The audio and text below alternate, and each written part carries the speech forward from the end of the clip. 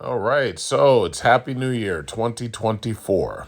And already I can see Motley Fool and a couple of these other, I guess you could call them stock news organizations.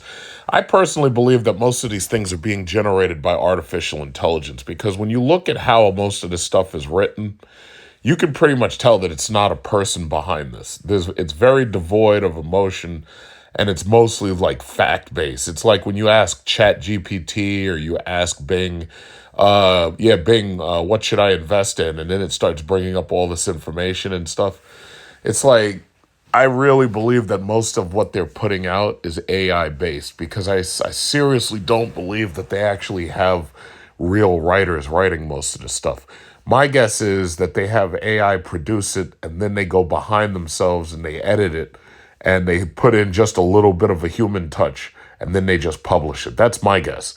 Like I've been watching and reading Motley Fool for years, and they don't make any strong predictions. It's like what they do is they just throw out some information and then they usually end their their articles. They usually end it with, "Oh yeah, well, should you invest $1,000 right now into an insert name here?"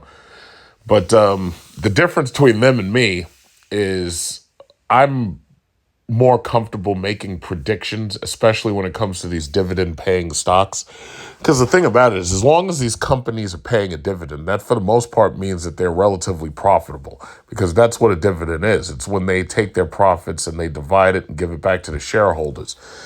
Now, there are some companies that don't give dividends, and some companies are better off taking those profits and keeping them to make the company stronger. But for the most part, if you're going to be buying into stock, you have to have a strategy. You have to say, okay, listen, I'm going to buy dividend paying stock so that every single year I'm getting money back based on my money that I have invested, or I'm planning on eventually selling this stock when it matures or it appreciates. Problem now is you can't really sell these stocks when they appreciate because you have no idea exactly where they're going to appreciate to. This past year, during the very end of the year, you saw that pretty much after the Fed said that they're not going to do any more rate hikes immediately, that the Dow hit its record 37,000. The Dow was on track to hit 37,000 when Trump was in office, but COVID-19 derailed that possibility. Me personally, I predict this year that the Democrats are probably going to get wiped out of power, and I think the Republicans are going to take power.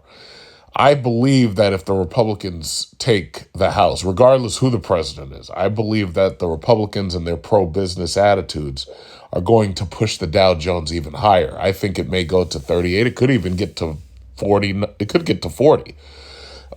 Within this year, there's the very good possibility that you could go up 1,000, maybe 2,000 points. You just don't know, but we'll see what happens. Bottom line is, if you're in the Magnificent Seven, or if you're in these tech stocks, or if you're in these bank stocks, for the most part, you're going to win. Not only because the value is going to go up on these stocks, but on top of that, the dividend that you'll be getting back is going to continue to come. So that's just me. That's what I believe. So these are some of their predictions that they made. I'll also leave the link so you can read it yourself. So they say the U.S. economy will dip into a recession.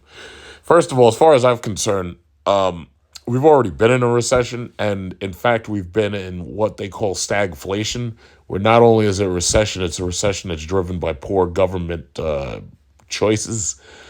Now, the government itself is never going to tell you the truth, and they're never going to say, yeah, we're in recession right now, stupid. And they're also never going to tell you, oh, yeah, well, we've been in a stagflationary environment since at least 2020. They're not going to tell you any of that. What they'll tell you is they'll manipulate the numbers, and then they'll lie to you. Oh, yeah, don't worry, we're not in recession. Meanwhile, the national debt's like hitting $34 trillion. It's like, who are you trying to fool?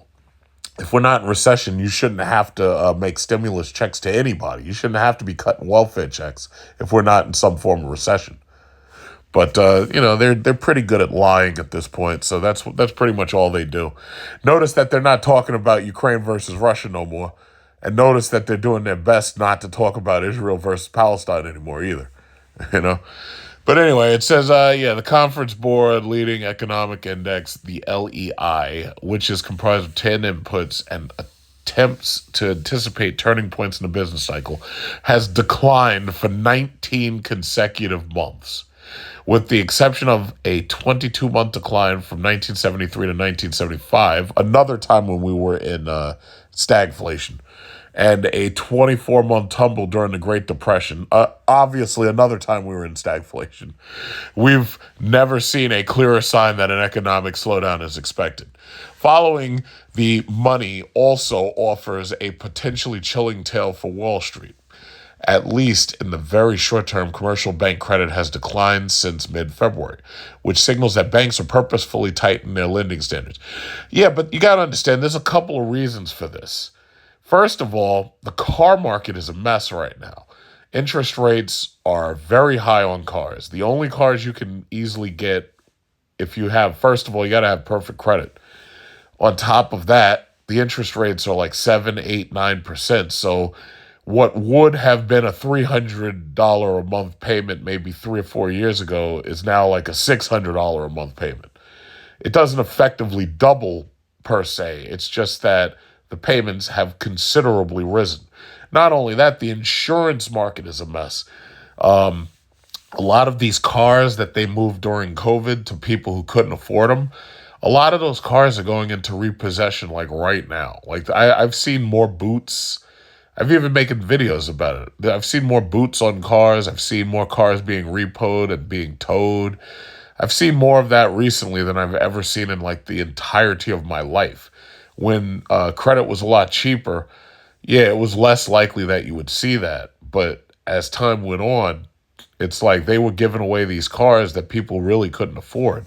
And not only couldn't they afford the cars, they couldn't afford the insurance. And if you don't have insurance, you're going to lose the car. Now, you have some unscrupulous people out there who are willing to drive without insurance. But pretty soon, these cops catch you because they got cameras all over their cars. And the cameras let them know that you're driving and you ain't supposed to be driving. So, it is what it is. The auto market's a mess. So obviously the banks don't have to give out as many car loans as they used to.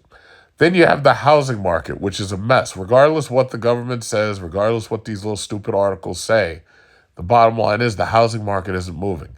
You have too many people who have 3% mortgages who just bought a house.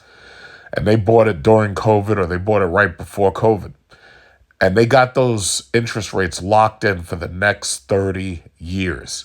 Now, when you really think about it, the last time we had a housing crisis was pretty much in 2008. That was a little bit more than 10 years ago. So even if you consider that maybe every 10 years to 12 years we go through some kind of housing crisis, it's too early. We're not going through another one. We just went through one with COVID, basically. We're not going through another one anytime soon. And the people who are locked into these 30-year fixed mortgages, they're not selling. Number one, because if they sold, it would be very difficult for them to buy something new. And especially if they had to take out a loan, unless they are cash rich, which most people aren't. I would say the only people who are really buying property right now are fixed income retirees. There, of course, there's always going to be rich people who have the money to buy whatever they want. They're cash rich. But for the most part, most of these people in general, they're not moving and they're not buying anything. So yeah, it makes sense that the banks don't have to give out as many loans. What I will say is that the banks are giving out lots and lots of loans in the form of credit cards. American Express, Visa, and MasterCard, my stock that I own in those companies is way up. It's way up. Every single dollar of stock is way up. And it's obviously because, Americans are being forced to rely on their credit cards more than cash because they're not making that much money. They say that the bear market should return in 2024. Yeah, well, I would say that the bear market's here now. There's a couple of key items that sell pretty well, but for the most part, people have cut back on how much shopping they do. People have cut back on investment in stock. People have cut back on buying. So, yeah, I would say the bear market's already here. The second longest yield curve inversion on record will end. The yield curve, which is a chart depicting the yields of various treasury debt securities relative to their maturity dates, has often been a tell of what's to come for the U.S. economy and stock market. Well, I think we know that we've got some problems. We can only hope that as the Ukraine-Russia war winds down, we can only hope that a lot of these stupid policies that America's put together that have only hurt the people here, we can only hope that they dial some of that stuff back. Right now, it's too soon to tell, but it's gonna, we don't even know when they're gonna actually declare that it's over. We just don't know, and that's just one of the main catalysts. Then you have the other one, fuel prices, which have consequently, gone higher, have basically been like a hidden tax on homeowners and automotive owners, which are basically the two most important groups in this country.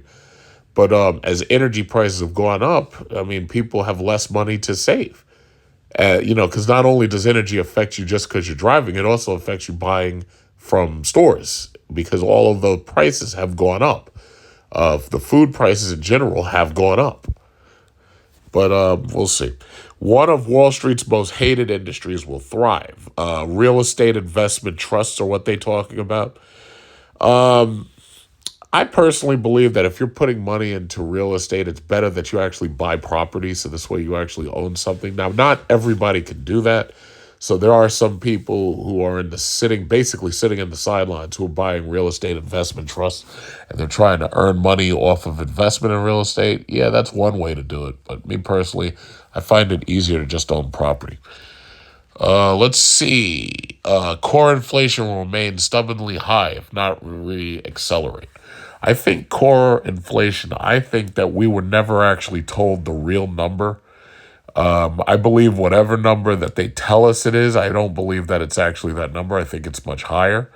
And the way I say that is because if you really look at the cost of things over the last just 5 years, you can see that the costs in many cases have risen far more than like 20% in some cases, especially when you talk about energy. So bottom line is, in order to fight inflation, you have to raise the interest rates to meet inflation.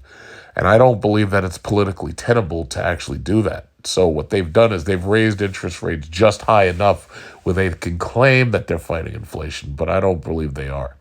I believe inflation is still out there. I believe, especially when you take a look at these market adjustments, like, when you really look at the house and the car market, the thing that you have to understand is that when they raise these prices and they call it a market adjustment, what they're basically doing is saying, yeah, well, just because you have more money, I'm going to raise the price more money and take that extra money from you. So when they talk about fighting inflation, what they're really saying is we're trying to take the extra money out of the system. Now, they know that the two main things that any American's going to invest in is a house or a car. That being said, to see market adjustments on cars, it slaps you in the face. You're looking at a $50,000 car, but they're telling you there's a $10,000 market adjustment. When you're looking at a house, you know that these houses aren't worth what they say that they're worth, but they're able to get away with that because basically what they're doing is they're putting market adjustments and they're just calling it fair market value. It's not fair market value. Most of these houses ain't worth shit. What you're really paying for is the land and you're getting the house for free.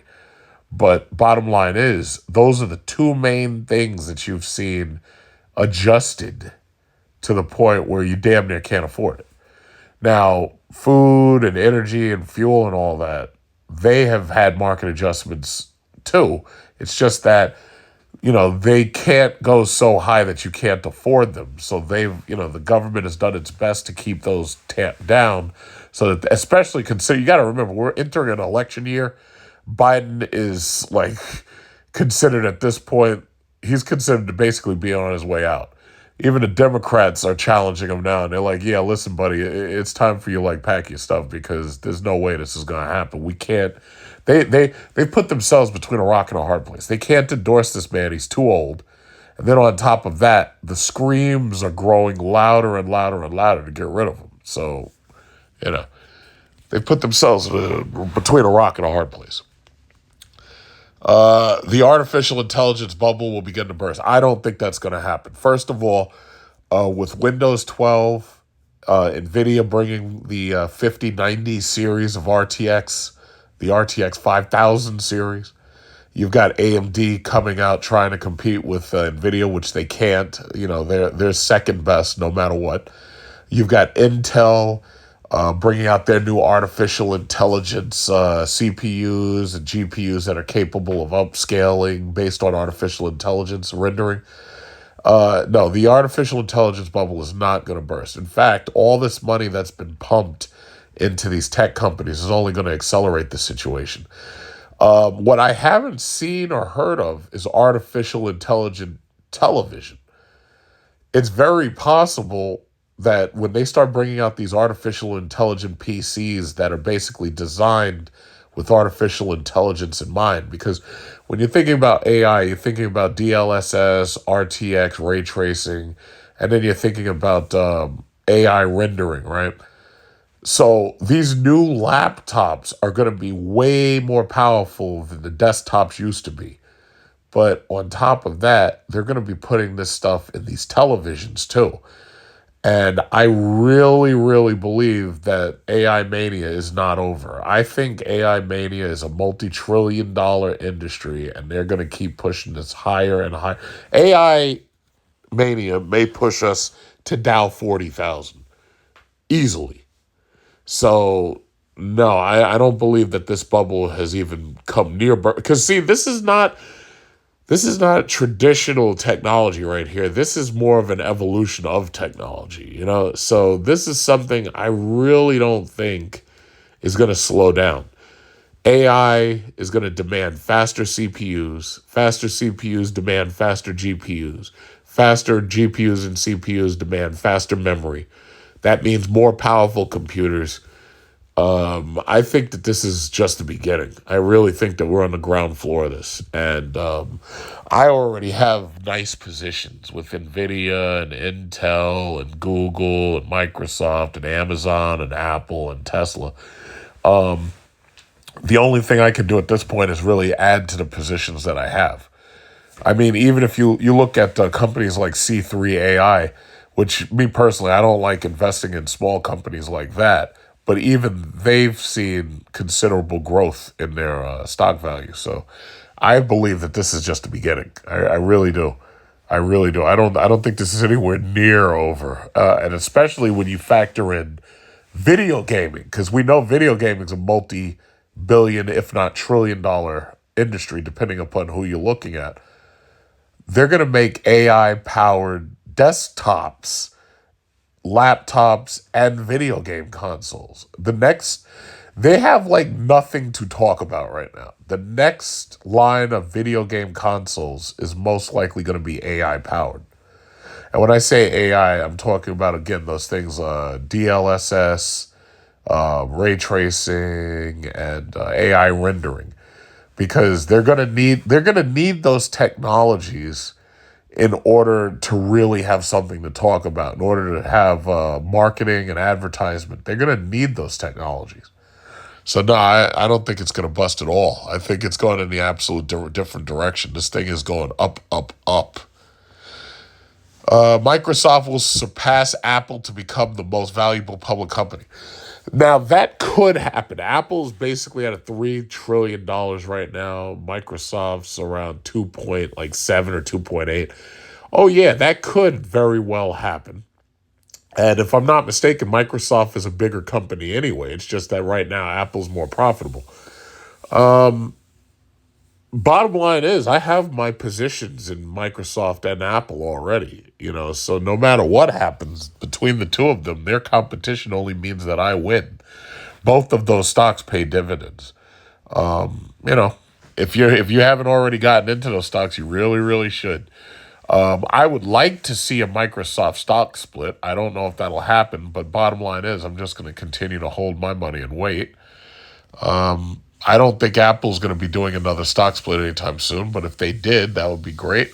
Again, I'll just hold my money and wait because every single time they do stock splits, what it means is I just automatically have more shares, even though the value still continues to go up because more and more people are brought into the share. So it actually continues to go up instead of just stay the same. So that, the stock splits, I don't know if another one's happening anytime soon, but I'll take it. Whatever happens, I'll just take it. Let's see. They say Tesla will fall below $100 per share. I don't believe that's going to happen. Tesla, no matter how you feel about Tesla, no matter how you feel about Elon Musk, the reality is Tesla still makes the absolute best electric vehicle on the market. They really do make the best electric vehicle on the market, or I should say they make the most profitable and most affordable electric vehicle on the market. One of the problems that I do see with electric vehicles in general is that these things go obsolete faster than regular vehicles do. The technology changes much, much quicker, especially when you talk about these computers and AI and everything. The technology changes very, very quickly. So people are willing to get rid of their old one and get the new one if they can afford it. That means that you're going to have more recyclable waste coming. China is probably going to end up being a very big player in recycling electric batteries and recycling the parts for these electric cars. Right now, China's electric vehicle industry is bigger than America's is by far. So it's going to open up new opportunities to people in the tech sector. Recycling is going to be a very, very, very big thing. It's already a big thing, but it's going to be even bigger. I don't think Tesla's going to fall below $100. I really don't. I think that when they introduce their cheaper, more affordable electric Model 2 or whatever they call it, I think Tesla is going to continue to keep themselves on top of the EV market. And when you also factor in that Tesla doesn't have the dealership debt that the big three has, Tesla, I think, is going to stay pretty well ahead of everybody. Everybody who's counted Tesla out up until now, they have lost money. Tesla used to make fun of them. Elon Musk had some red boxer shorts, and he was making fun of the people who were shorting the stock. Yeah, well, I don't foresee that ending anytime soon. Tesla is highly valuable, and they are highly profitable at this point, and I just don't see it. I don't see Tesla stock falling. So I'm regardless what happens, I'm gonna hold. I'm just gonna hold. I just think Tesla's gonna be doing just fine. Who else? What else they got? Yeah, see, this is what they want to talk about. They want to talk about Elon Musk being a risk for shareholders. As long as he stays out of Bitcoin, I don't give a damn what his public comments and his political views are. All he has to do is stay away from Bitcoin and we're cool. Yeah, utilities will be a top 3 sector in 2024. So they say next up is a prognostication that the worst performing sector for the S&P 500 in 2023 will be one of the 3 best performance sectors in the new year. I'm talking about utilities. Well, okay, solar power seems to be growing pretty well. Infrastructure advancements in electric, because of these electric vehicles, I believe that's going to continue to grow. I honestly think that America may have to turn back towards nuclear power, although I don't know what form that nuclear power is going to take. I really believe that's going to happen, especially to power this electric vehicle infrastructure, and with these solar panels, they're trying to make more of these houses a part of the grid itself. So time will tell, but we'll see what happens.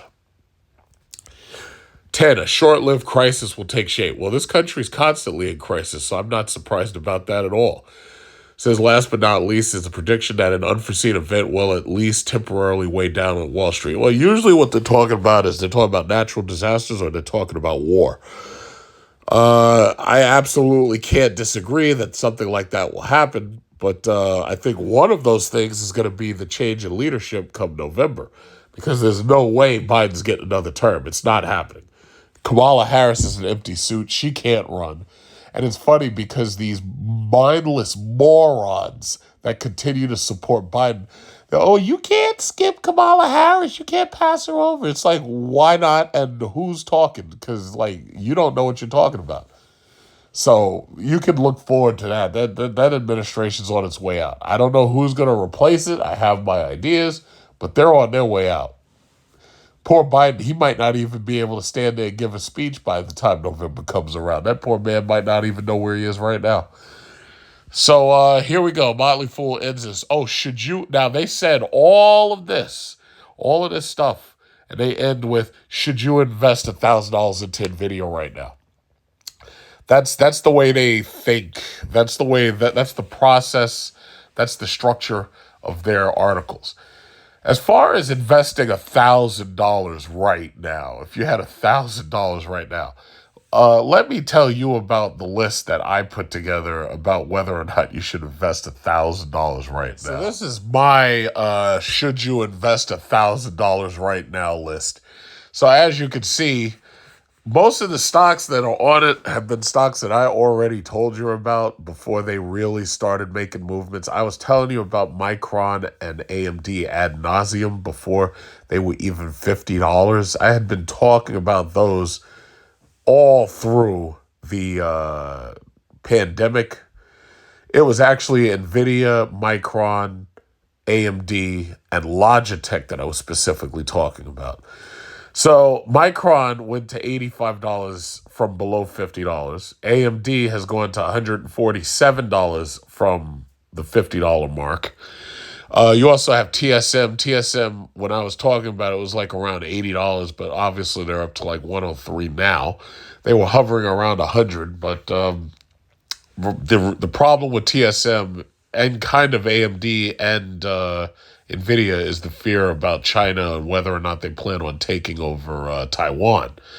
That's part of the reason why America is putting so much money into Micron and investing billions into Micron. Micron, they're building a factory up here in Troy, New York. And the reason why they're doing that is because they don't want the possibility of China taking over Taiwan and controlling the semiconductor market. So as you can see, America's planning quietly to try to turn the semiconductor production market in its own favor by building these factories here. And they haven't really talked about it as much as I think, they would have normally been talking about it, because ultimately what you have is factories being brought back to America. See, these neocons under Biden, these people, it's funny, if you listen to the Patrice O'Neill Obama deception, if you go on YouTube and you listen to, it was on Opie and Anthony, it was called Patrice O'Neill Explains the Obama Deception. They were saying years ago, I think that was like damn near 10 years ago, maybe 12, the final pieces of the neocon agenda is to do something to Russia and China. Sure enough, under Biden, that's exactly what they did. And now we have economic problems and consequences because of it. If what they're doing is trying to pull factories and investment out of China and put it into, India, and also bring a lot of it here to America, well, that's going to cause all types of issues.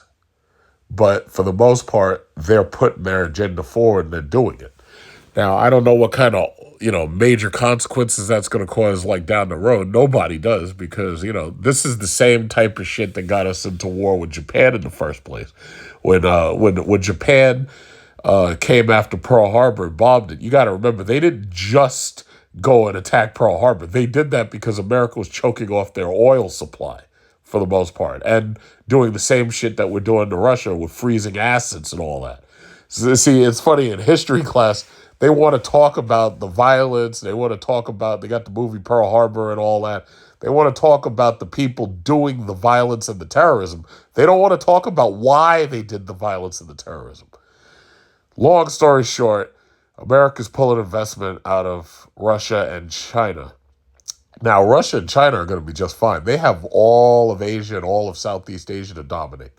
They may not have American investment, but they have those other countries under their belt. They're not worried about America. The day they worry about America will be the day that we enter World War III, which is something you don't really want. But long story short, we are doing a lot of this investment ourselves. Micron and Intel specifically are two of the places America's turned to. Like Intel, that's Israel. And you already know how much money we're sending over there. Then you got Micron, which is going to be right here in New York. That's going to create some jobs, I guess, for these tech fellows. But for the most part, that's where I'd be putting your money. Intel and Micron, for example. Visa, MasterCard, American Express, as I said, the reason why these and don't let the red fool you. These things are high right now. These things are at their like all-time highest right now. Americans are being forced to, use credit cards because they ain't got cash. So all three of those, even though they're kind of expensive, American Express and Visa are a little bit more affordable, but MasterCard has continued to rise beyond the $400 mark, and I've benefited from all three of them. Yes, the banks in general, Bank of America and Wells Fargo. I had a list of the banks, the big banks, yes. I had a list of those banks, but you pretty much already know who they are. Citigroup, JP Morgan Chase, Capital One, not really Carver so much, except if you want to buy shares in Carver, they're only $1.91 right now. I would say that this is probably the ground floor, but then again, you never know. With these bank acquisitions, Carver could get bought by somebody else, just like Investors Bank got bought by Citizens recently, so that changed my tickers. Berkshire Hathaway B, I still own. I have no idea how much higher they're going to go because, Warren Buffett's getting pretty much old. You don't know how long he's going to be around. As, Charlie Munger's gone this past year, I should say. So I'm invested in Berkshire B. They don't do stock splits. They don't do stock splits. They don't pay dividends. So the most you can hope is that the B shares continue to grow. Now, considering the A shares are right now $542,000, if you had bought those in the 90s, you could have got it for $9,000. So over that period of time, you've got more than $500,000 per share purchased, which is amazing. I think a lot of people are going to invest in the B simply because they can't afford the A. Obviously, they can only buy fractional investment into the A. But because they don't pay dividends and because they don't do, They don't split their stock. I think Berkshire B has a lot of growth potential. A lot of people will, over time, buy into it, I believe. So reality is, over the next year, this full year, I intend to invest $10,000 more into this wish list that I just showed you right here. So I intend to put another $10,000 every year. That's basically my goal every year, to put $10,000 into the market. Thus far, I guess you could call it like a resolution, a New Year's resolution. And $10,000 for some people is actually relatively low because there's some people who put more than $10,000 in. But the reason why 10,000 is my number is because the majority of that money is YouTube money, and anything that I make up that I don't put in from YouTube, it usually comes from my tax returns. This year I do intend to travel. Obviously, I've already paid for that. I already booked a trip. I intend to get my new car and all that. That's pretty much coming almost immediately. You'll see. But that's the thing. It's like you have to have a strategy for dealing with the market. Now, my easiest strategy is like you invest the majority of the money that you put in, whatever you choose to put in, even if it's only $5,000, but you put it into dividend-paying stock, because this way, especially when you use like one of these apps like Charles Schwab, you get to see how much dividend stock you have and how much dividend you're expected to be repaid. That allows you to know pretty much every year that when you get more money back, because see, and this is another thing, when you're getting the money back from your dividends, you're not supposed to take that money and you're not supposed to waste it or spend it. Now, some people need that money in order to, pay off some bills. But the thing about it is, if you're getting money back, you're supposed to take that money, you're supposed to reinvest it into more stock. So if you get back $1,000 or $2,000 worth of dividend stock, if you take that and you reinvest it and buy more dividend stock, then that money exponentially grows your portfolio.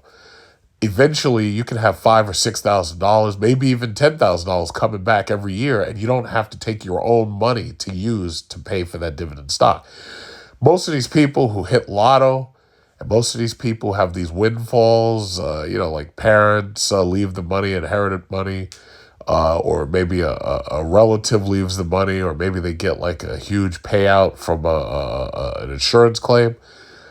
Usually when they talk about investing that money, usually the smartest ways they can invest that money is if they're buying themselves a property so that they can live in, and if they take their money and they invest it into dividend-paying stock. And that's the best way to ensure that they have a return. The reason why the Big Seven is doing so well is because Microsoft, Apple, Nvidia, Google, Amazon, Tesla, and the reason why they're doing so well is because people know that that's a great place that they can put their money. Warren Buffett has basically shown you the way. Now, there are other people who've squandered their resources and they squandered their fortune. They're betting on Bitcoin and betting on NFTs. But as you know, a fool and their money are soon parted. So the smartest thing you could do is you go after the guaranteed returns. Bank stocks and dividend-paying stocks, for the most part, are guaranteeing you a return. I mean, this is not a question as to whether or not you're going to get a return. This is guaranteed returns. Now, the other option is you can always take your money and you can just put it in the bank. Most people don't want to do that because the guarantee of return is so low from the interest that you're going to get back from the bank. The guarantee is low. Like right now, if you were to take a lot of money and you put it into, say, Apple Savings, or if you take a lot of money and you put it into one of these online savings accounts that promises a high return, usually the highest return you're going to get is about 5%. Apple Savings, for example, is like 4.15 or 4.30. And I use Apple Savings on my phone in order to keep money in my iOS system. I have Apple Savings, and I also have the Apple credit card.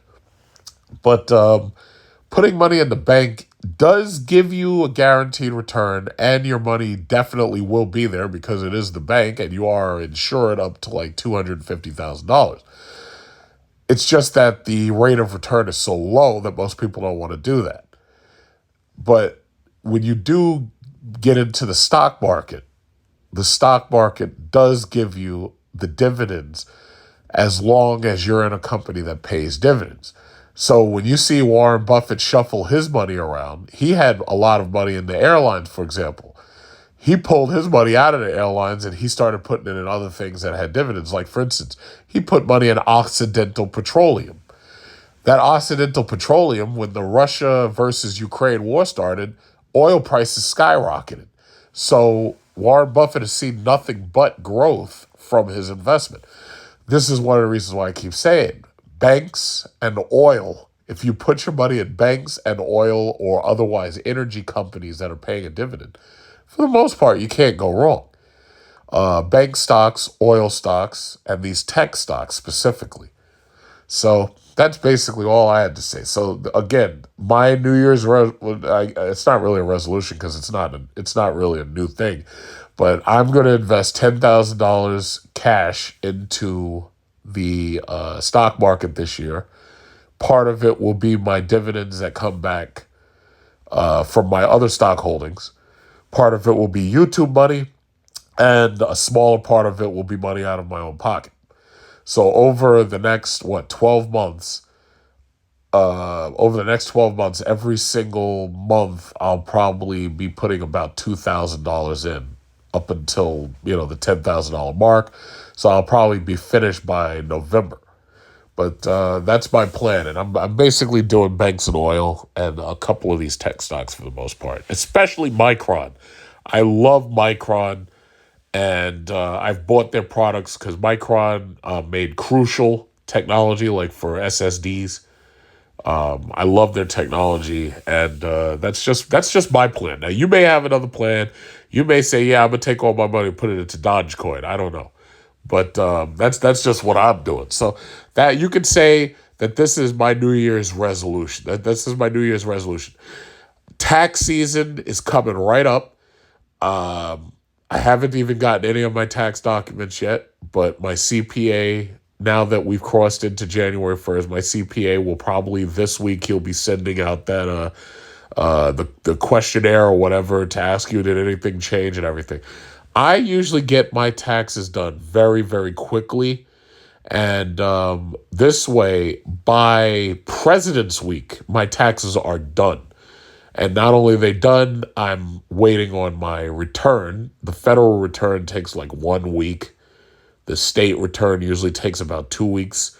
Sometimes they do it so fast, they get it right back to you like fast. But that's basically my plan. So the only thing I'm really looking forward to right now, tax returns. I got a vacation coming up to Bali and Singapore, business class on ANA, and then getting my new car. And I would have liked to say that one of my New Year's resolutions is looking for more property to buy, like real estate property. I don't see that happening right now. I have the money saved up. It's just that I don't see any new property going up for sale. These people, as I was saying in the very beginning, these people are locked into whatever they have. 3% fixed mortgages. Because even me, like, I don't know if I really talk about it. It's like the second property that I bought during the COVID, when they dropped interest rates, I dropped my interest rate to, 3% for one.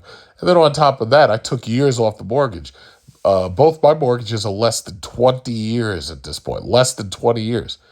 And I had paid one off entirely.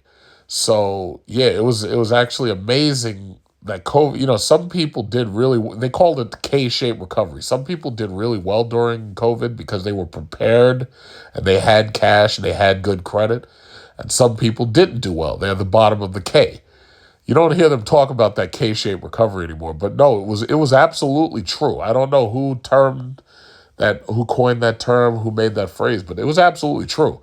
If you have cash money and you have excellent credit and you're ready for an economic downturn, you can make big choices, you can make big moves. But if you don't have things ready, there's nothing you can really do. So what I'm saying is you need to be getting your money. If you're investing, you need to get your money, whatever you choose to invest in. I don't care what you invest in. If you have a different philosophy, you invest in what you want to invest in. But what I'm saying is you got to have your money and you have to have your credit ready. There's some of these morons on YouTube who talk, oh, you don't need credit. Nah, that's bullshit. That's bullshit. You need to have credit. You need to have strong credit. You need to have credit score above 800. It doesn't have to be 850 like me, but it has to be strong. And that means you got to be like 780 or 800. And you also have to have cash saved up. Like these people are full of shit. Like you see the same old people renting apartments and shit, and talking all this bullshit about mortgages, make you a slave to the bank and all that bullshit. Well, my thing is, if you're renting, whose mortgage are you paying? You're paying somebody else's. But, it is what it is. There's a lot of grift on YouTube. There's a lot of these fake-ass people with these bullshit memberships and all that. These fake gurus, these fake crypto gurus. It just doesn't end. But I give away my advice for free because at this point, it's like I ain't got the time to be trying to grift nobody into memberships and stuff, nor do I want to be locked into having to do this when I don't feel like doing it. So all I'm saying is you got to have a plan, and the best parts of your plan, you got to have excellent credit, and you got to have cash saved up. And from there, everything else will move along fine.